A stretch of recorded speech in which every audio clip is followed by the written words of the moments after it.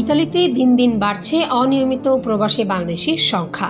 দেশটিতে বসবাসরত প্রবাসীরা বলছেন, কাজের যথেষ্ট সুযোগ থাকা সত্ত্বেও অদক্ষ ও অবৈধ অবস্থার কারণে তারা তা কাজে লাগাতে পারছে না।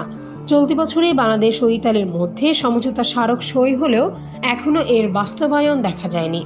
প্রবাসীরা আশা করছেন প্রধান উপদেষ্টার আসন্ন ইতালি সফরে এই সংকটের সমাধান হবে। ইতালিতে বৈধ ও অবৈধ মিলিয়ে প্রায় ৩ লাখ বাংলাদেশি বসবাস করছেন। অনেকের ভিসার মেয়াদ শেষ হয়ে গেছে বা শিগগিরই শেষ হওয়ার পথে। এক প্রবাসী বলেন, যদি কেউ ইতালিয়ান ভাষা শেখে এবং প্রশিক্ষিত শ্রমিক হিসেবে আসে তাহলে কাজের অভাব নেই, বরং নাগরিকত্বের সুযোগও থাকতে পারে।